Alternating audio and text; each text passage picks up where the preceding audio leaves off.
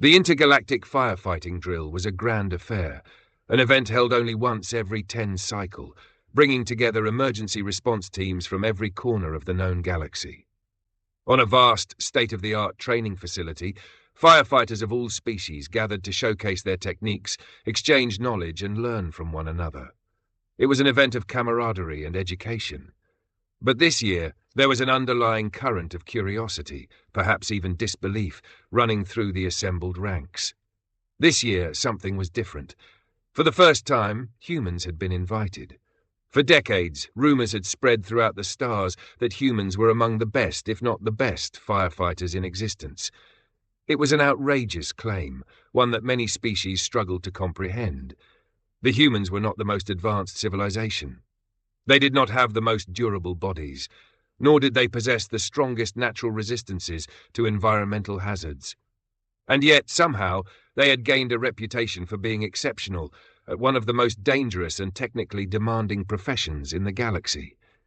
Those who had witnessed their actions firsthand swore by their capabilities, recounting stories of their bravery and seemingly irrational dedication to saving lives. But those who had never seen them in action dismissed the tales as exaggerations, claiming that any claims, video logs, or records could be easily manipulated. After all, humans were known to be a cunning species. Despite being relatively new to the galactic stage, they were growing at an alarming rate, adapting and expanding with remarkable speed. Who was to say their reputation wasn't simply another trick in their arsenal?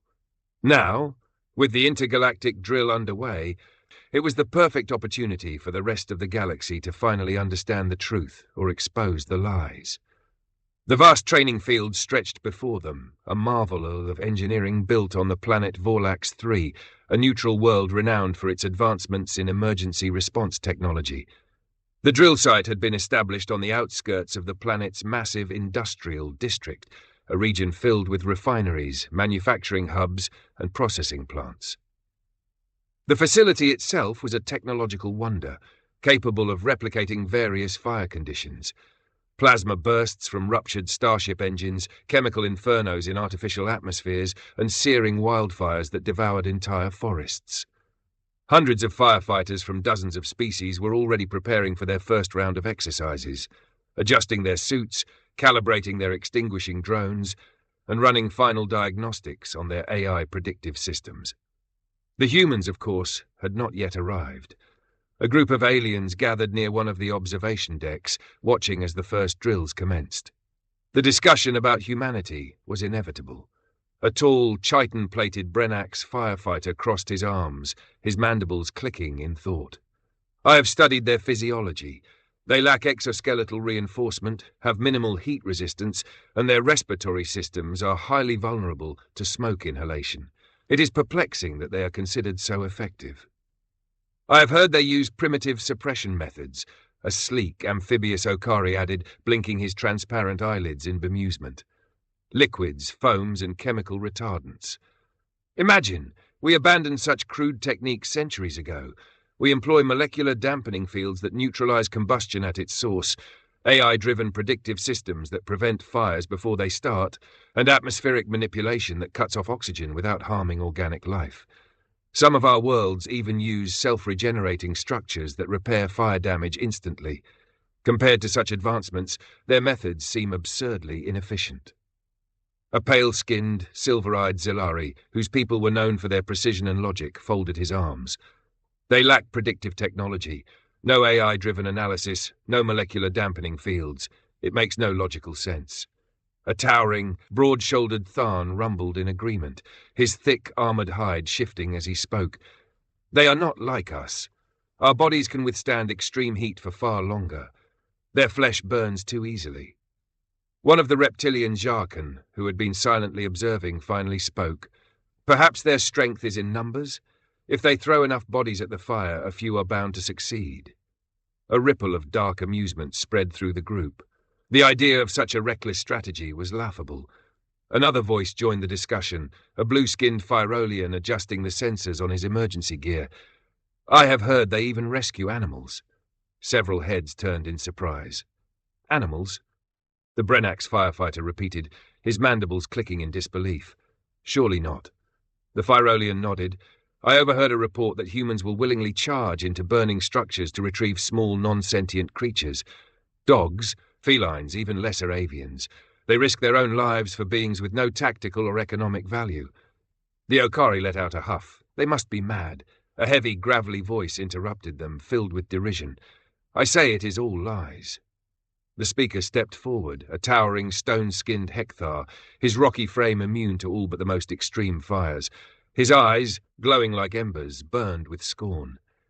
Humans fabricate stories to make themselves seem greater than they are. I have seen no proof that they possess any skill beyond deception. The others turned to look at him, some intrigued, others uncertain. The Hekthar sneered, crossing his heavy arms. Without advanced technology, without enhanced physiology, it is not possible. This myth of their greatness is nothing but an elaborate joke, and I, for one, am eager to see it exposed. The gathered aliens murmured amongst themselves, some nodding in agreement. The humans had not yet arrived, and until they did, all that existed were stories. And stories, as everyone knew, could be exaggerated. The anticipation had been building for hours.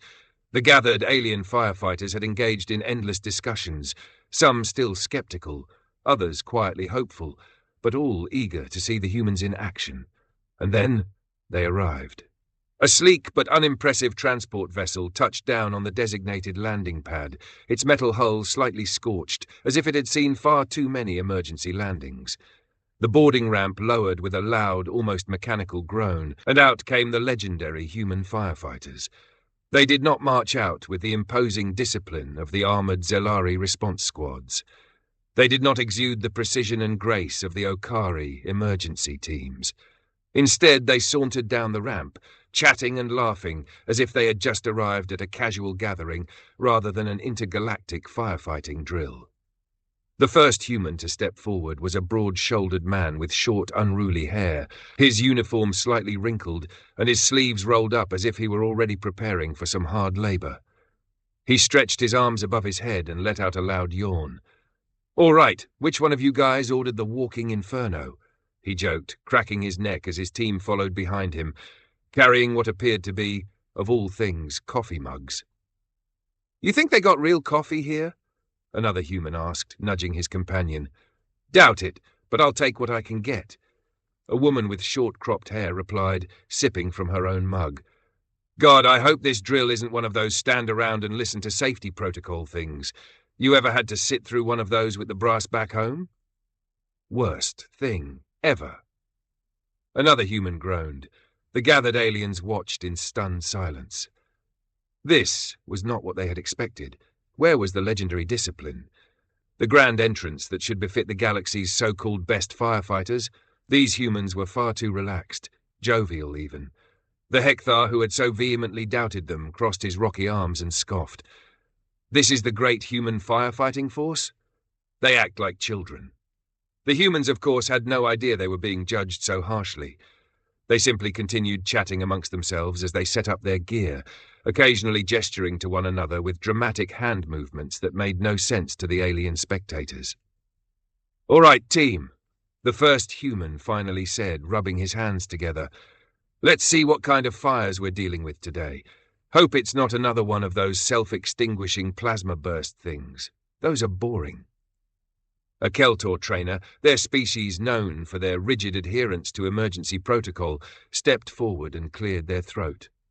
"The first drill will simulate a large-scale industrial fire in a confined area. Your task is to contain it before it spreads to critical systems." "Ah, sweet, a classic," a human firefighter grinned. "I call dibs on the suppression hose.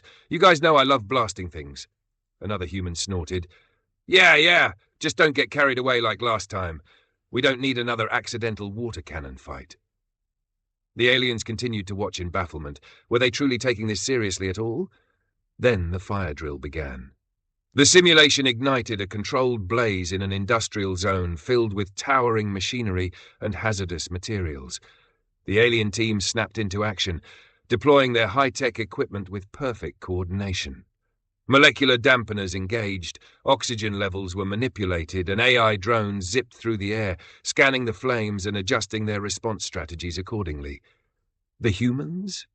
They charged in with what looked like heavy-duty fire-resistant suits, manually operated suppression devices, and a lot of yelling. "Move, move, move! Get that fire line set up!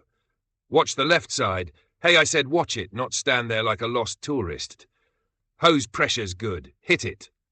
Unlike the precise, silent efficiency of the alien teams, the human approach was a chaotic blend of shouting, fast movements, and what appeared to be excessive enthusiasm. At one point, two of them high-fived in the middle of the blaze. Another laughed as he rolled out an additional fire-retardant foam tank, shouting, "Hope this stuff doesn't taste as bad as last time." To the aliens watching, it looked more like madness than strategy. And yet, somehow, the fire was being controlled. The humans worked with an ease that was disconcerting, as if they had done this so many times that they no longer saw it as a battle for survival, but just another day at the job. Their movements, despite their casual demeanor, were efficient in their own strange way. When one method didn't work, they immediately adapted. When a new hazard emerged, they reacted with speed and instinct rather than calculated protocol. And then, before anyone quite realized it, the drill was over. The fire was out. The simulated industrial zone was secured. And the humans, they were grinning. "That was fun," one of them said, stretching as if they had just finished a light workout rather than a dangerous firefighting exercise. "Who's up for round 2? The silence from the alien spectators was deafening. The Hekthar scowled. That was competent, but not legendary. I saw nothing spectacular, nothing worthy of their reputation." Azilari flickered in confusion, and yet they succeeded. Even with primitive tools and reckless execution, they were effective. The Fyrolian from earlier, still in shock, muttered, "They high-fived in the middle of a fire." The Okari exhaled in disbelief. They are either geniuses or the luckiest lunatics in the galaxy. As the humans continued laughing and chatting among themselves, completely unaware of the existential crisis they had just triggered in their alien counterparts, one thing became clear. The mystery of human firefighters was far from solved. The mess hall buzzed with conversation as firefighters from across the galaxy gathered for a post-drill meal. The scent of a dozen different cuisines filled the air, some rich and savory, others pungent enough to make a human's eyes water. The tables were occupied by beings of all shapes and sizes, their uniforms still marked by soot, scorch marks, and, in some cases, smouldering embers that their owners either ignored or hadn't noticed. Despite the high-stakes nature of their profession, the humans remained in their usual relaxed state, laughing, cracking jokes, and slouching in their seats as they devoured their food. Their easygoing demeanor stood in stark contrast to their alien counterparts, who sat with composed postures, analyzing the day's events with professional detachment. Across one of the tables, a Brenax firefighter clicked his mandibles thoughtfully. "Your performance today was efficient," he admitted, his tone begrudging. "Your response time was impressive, and your coordination in handling live fires was admirable. But I fail to understand why your species is considered the greatest in this field. Your techniques are not particularly advanced. Your equipment is, at best, mid-tier compared to what we have seen. What exactly makes humans so legendary?" The Tharn warrior, arms crossed over his thick-scaled chest, gave a dismissive snort. "More likely fabrications," he said. "Humans are known for their cunning. Your species has expanded rapidly despite being new to the galactic stage. A strong reputation can be as valuable as an advanced fleet. Perhaps your people have cultivated these myths to increase your perceived worth." A few aliens murmured in agreement. Even among the galactic firefighting forces, skepticism had always surrounded humanity's reputation. In an era of predictive algorithms and automated risk assessment, the idea of willingly charging into fire without guaranteed safety seemed reckless, irrational even. The humans, however, barely reacted. Captain John, still clad in a soot-streaked uniform, leaned back and took a slow sip from his drink, an amused smirk playing on his lips. "Man, I love how you guys think we all got together one day and decided, let's fake being the best firefighters in the galaxy. You think we stage our own fires too? Just to keep the legend going?"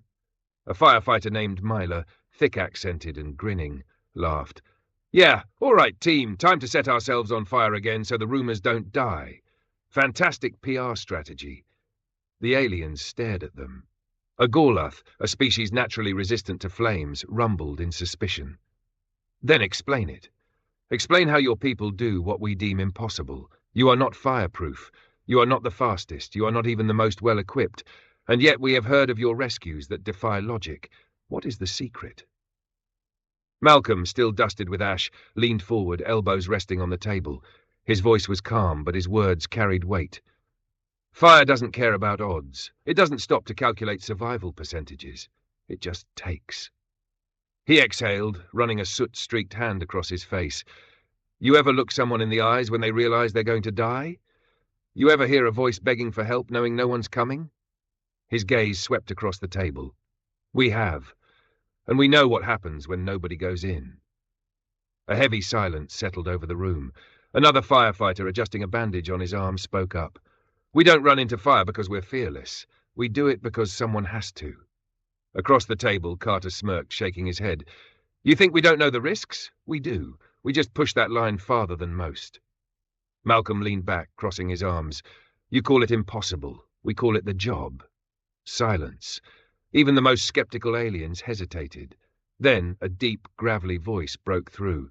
The Hekthar, who had been silent until now, leaned forward, his ember-like eyes glowing with distrust.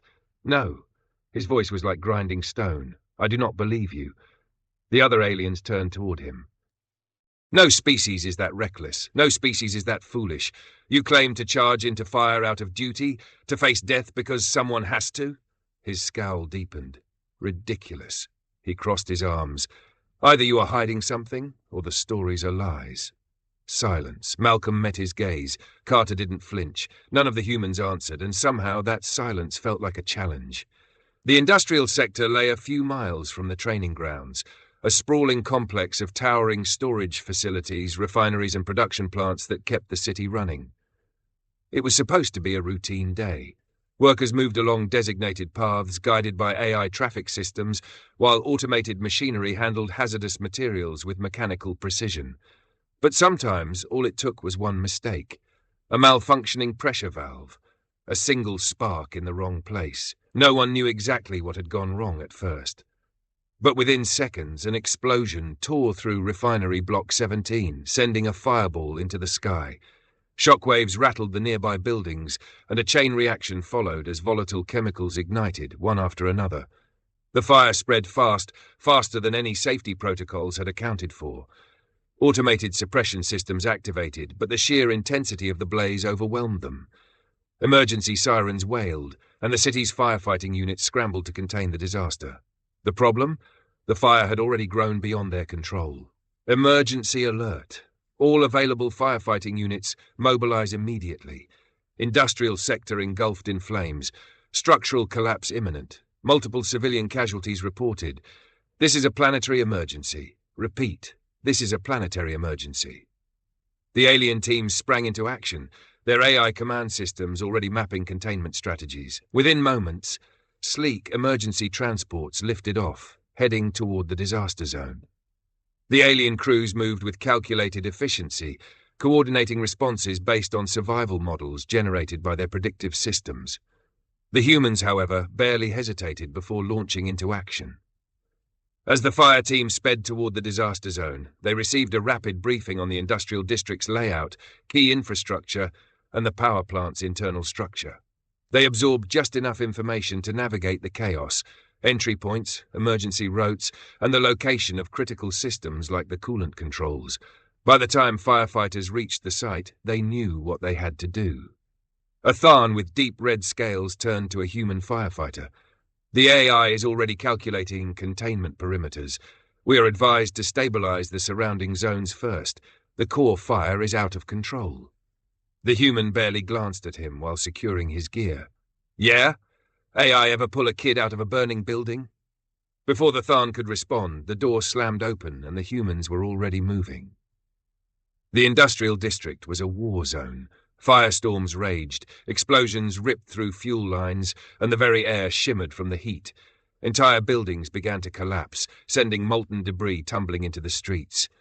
Amid the chaos, the joint alien-human firefighting team sprang into action.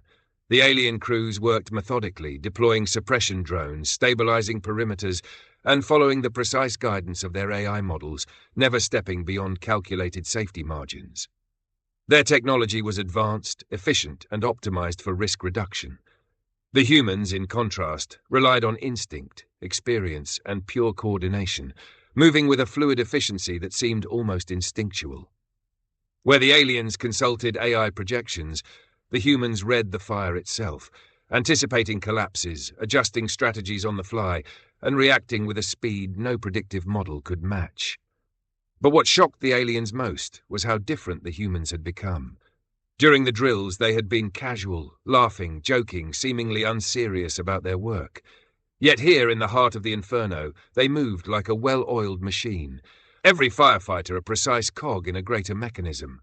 They shouted commands, coordinated effortlessly, and executed rescues with a level of discipline the aliens had never expected. One thought echoed in every mind, from the Brennax adjusting drone suppressors to the Tharn hauling debris aside, from the Zalari monitoring AI readouts to the Fyrolian securing evacuation routes. These humans were different. They didn't rely on predictive models or calculated risk assessments. They didn't pause to analyze probabilities. They just moved, not with recklessness, not with desperation, but with a confidence that defied reason, as if survival percentages and structural collapse warnings were mere suggestions.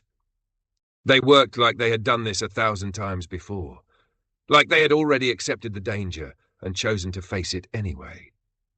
And as the fire raged on, as the battle against it continued, one lingering thought settled deep in the minds of every alien who bore witness. Perhaps the stories were true after all.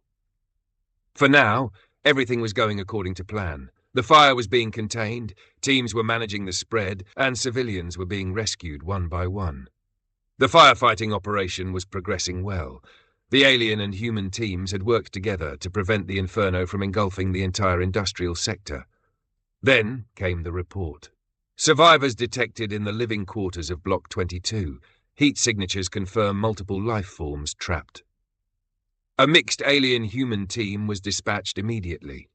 The flames had already consumed most of the structure, and collapsing debris made entry hazardous. But together the rescuers pushed through, clearing paths, stabilizing weakened supports, and extracting the civilians one by one. 12 workers were saved, but as the last of them was pulled free, an AI distress alert flashed across the team's HUDs. 2 additional life signs detected. Upper levels of Block 22, structural collapse imminent, estimated rescue probability 11%. The alien responders froze. That number was as close to impossible as it got. The alien firefighters lowered their heads. "There's nothing we can do," a Tharn muttered. "The collapse is imminent." That was when the humans charged in. The Tharn lieutenant, his thick armored hide glistening with heat absorption gel, turned just in time to see the humans sprint past him, straight into the inferno. He watched in horror as the human crew vanished into the flames. The aliens froze, staring after them in disbelief. A Brennax lieutenant, his mandibles twitching, whispered, They're actually going in." An Okari strategist, blinking his transparent eyelids in shock, muttered, "They have to know the survival rate is near 0, so why are they still running? Do they have a death wish?" The Hekthar, arms crossed, his ember-like eyes narrowing, scoffed, "Fools." But not a single one of them could look away, because what they were witnessing made no logical sense. The upper level was a death trap, fire rolling across the ceiling in waves, structural beams warping from the heat, and smoke so thick that visibility was near 0. Every warning system in their suits blared, "Imminent collapse!" But Malcolm and Carter kept moving. They ducked low, navigating beneath the worst of the heat. Their thermal cameras flickered, struggling against the ambient temperature spike. "There!" Malcolm shouted, pointing through the shifting haze. A worker lay motionless, pinned beneath a fallen ceiling panel. Beside him, cowering in the heat, was a small, furred creature, an alien pet, 6-limbed and trembling as it pressed against its owner. Carter sucked in a breath. Of course. The floor beneath them cracked, weakened by the fire. Malcolm checked their exit plan, but the main stairwell was gone, engulfed in flames. Carter pulled out a halogen bar, wedging it beneath the debris, trapping the worker. He heaved, but it wouldn't budge. "Too heavy," he grunted. We need a mechanical advantage. Malcolm scanned the environment, then spotted a fire hose, burned but still partially intact. We're using a hose wrap. Give me a second. He looped the hose around the debris, securing it tight. A fire hose could hold thousands of pounds of pressure. If they could use it like a pulley, they might be able to move the debris. Carter nodded, bracing himself. On 3. They pulled, the beam shifted just enough. Carter dropped to his knees, grabbing the worker and hauling him over his shoulders in a fireman's carry. Malcolm scooped up the pet, tucking it beneath his jacket as he checked their way out. A solid path didn't exist. The hallway ahead was flashover hot, too dangerous to cross. The only other option? The maintenance ladder on the far side of the room, which meant crossing through the collapsing machinery bay. You seeing what I'm seeing? Carter asked. Yeah, Malcolm said. It's a terrible idea. Best one we've got, then. They sprinted, heat clawing at their backs, the floor groaning under their boots. Up ahead, the maintenance ladder, their only way out. A pipe overhead ruptured, spraying superheated steam.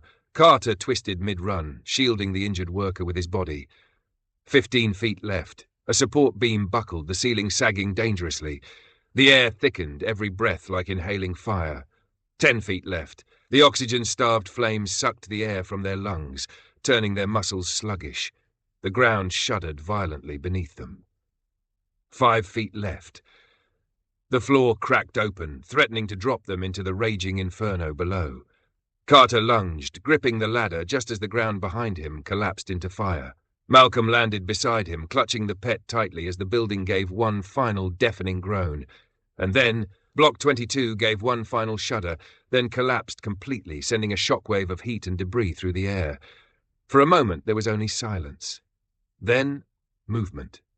Out of the smoke, 2 figures emerged. Malcolm, his uniform charred and tattered, dragging a barely conscious alien worker across his shoulders. Carter, coughing through the soot, cradling a trembling, singed pet in his arms. They stumbled, exhausted, battered but alive. The alien firefighters stared. A Brennax lieutenant, his mandibles slightly parted in shock, muttered, They actually did it. A Jarkan firefighter, gripping his equipment like it was an anchor, shook his head. That was impossible. The Firolian officer, still in disbelief, watched as Carter gently placed the shaking pet into the arms of its owner. A long pause. Then, barely above a whisper, They really do save the animals. The Hekthar, the loudest critic of humanity, stood motionless. His ember-like eyes watched the soot-covered humans, their faces lined with exhaustion, but completely unfazed by what they had just done.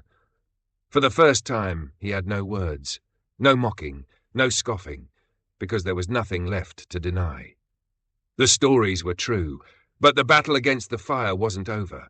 Just as the relief from Block 22's rescue settled in, a new distress call cut through the emergency channels, filled with urgency and finality. Emergency alert! Chief Engineer Valrek is unresponsive inside the reactor control room. He was attempting to stabilize core temperatures but has not responded in over 10 minutes. A hushed silence fell over the command center. Then came the next report. Projected containment failure in 30 minutes. The resulting explosion will wipe out the entire industrial district. The AI began running new projections, calculating survival probabilities, mapping out the blast radius, tallying casualty estimates, but the conclusion was clear before the numbers even finished processing. Then came the final blow. Estimated civilian presence within the blast radius, over 100 still trapped, no viable evacuation before detonation. The weight of the words settled over the command center like a funeral bell. The order followed soon after, cold and absolute. All teams, disengage from current operations. Evacuate along with any survivors to Safe Zone Tier 3 and 4 immediately. No further rescue attempts authorized. The message repeated across all frequencies. There was no saving the plant. There was no saving the engineer. All they could do was run, and hope the fire didn't outrun them first. Then a message cut across the comms. "This is Captain John. We're the closest team to the core. We're going in." For a moment, even the fire itself seemed to pause. The alien crews, already retreating toward the safe zones, froze in place. A Zalari, glancing back at the distant burning reactor, whispered, "Before, they had an 11% chance. This time, it's 0. A Brennax, carrying an injured civilian, clicked his mandibles anxiously. There is no way in, no way out. They're running towards certain death. A Fyrolian, panting as he kept pace with his retreating squad, shook his head. They heard the same order. They know what's coming, so why are they still going? A Jarkan lieutenant, eyes burning with something between awe and horror, exhaled. No one would make that choice. This is suicide. From the back of the retreating teams, a voice cut through them all. No, this is humanity. The Hekthar, the same warrior who had mocked them, who had called them liars, who had doubted their every story. Now, as he walked away, as they all did, he turned one last time to look at the reactor where the humans had vanished. His ember-like eyes narrowed, his voice low, resolute. If anyone can do it, it's them. No one answered, because not a single one of them could deny it anymore. Captain John, Mila, and Reeves pushed through the crumbling corridors of the power plant, every step a battle against the firestorm closing in around them. The heat was unbearable, their suits blaring critical temperature warnings, but they kept moving. Failure wasn't an option. By the time they reached the control room, the place was barely recognizable. Monitors were shattered, warning lights flickered weakly, and the air was thick with smoke and radiation alarms. In the corner, slumped against a half-melted console, was Chief Engineer Valrek. He wasn't moving. Mila rushed forward, pressing an oxygen mask to his face. Come on, breathe. For a moment, nothing. Then, a shuddering gasp. Valrek's eyes fluttered open, dazed and unfocused. When he saw the humans above him, his breath caught. You came? His voice was weak, disbelieving. No one was supposed to come. John crouched next to him, gripping his shoulder. Yeah, well, guess we didn't get that memo. Valrek's gaze flickered to the shattered control panels, reality crashing back into him. No. He tried to push himself up, panic rising in his voice. The automation, it's gone. The fire took everything, the safeties, the backups, they've all failed. John's expression hardened. Then tell us what we need to do. Valrek stared at him as if hoping they'd turn back, as if wishing there was another way, but there wasn't. His voice was hoarse when he finally answered. The coolant injectors, they need to be engaged manually. Reeves exhaled sharply. Manually? Valrek nodded grimly. You'll have to go into the reactor chamber itself and engage them by hand. The room went silent. They all knew what that meant. The radiation levels in the reactor chamber were already lethal. The moment they stepped inside, there was no coming back. Mila's hands tightened into fists. There has to be another way. Valrek closed his eyes. There isn't. John stood. His decision was already made. He turned to Mila and clapped a hand on her shoulder. Take him. Get him out of here. Mila's head snapped up. No. John smiled, but there was something final in it. That's an order, Lieutenant. Mila shook her head furiously. Damn it, John, you can't. We can. John's grip tightened, steady and certain, and we will. Reeves, standing beside him, simply nodded. No hesitation. No fear. Mila's breath hitched. She had seen them run into fire before. She had seen them do the impossible. But now this was different. This time they weren't coming back. John grinned, patting her once on the arm. You know the drill. No speeches, no arguments. His eyes softened just slightly. Take care, Mila. Then, before she could say anything, he turned. And without another word, John and Reeves walked toward the reactor chamber. Mila's throat tightened. She slung Valrek over her shoulder, teeth clenched as she ran for the exit.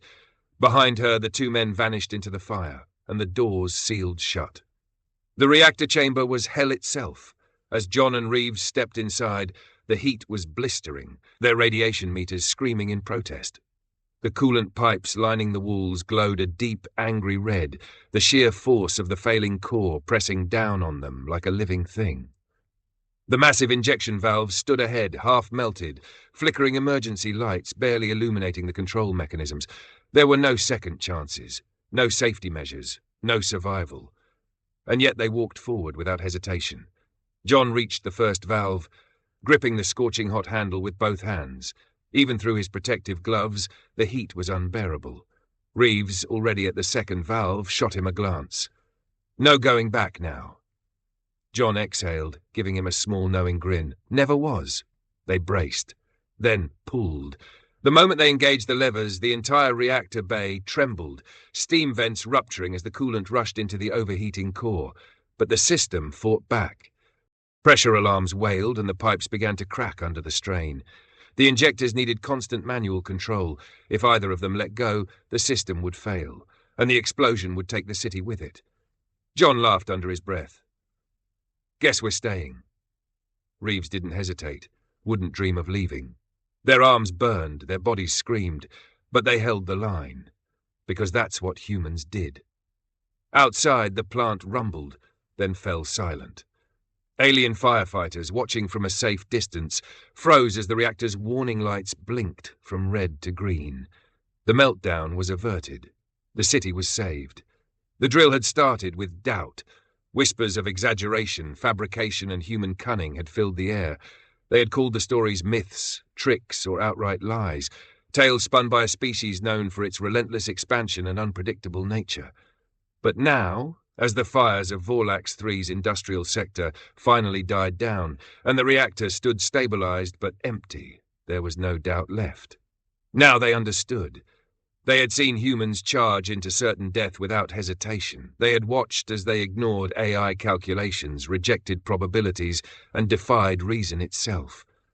Not for glory, not for recognition, but simply because someone needed to do it. They had saved hundreds who were written off as lost.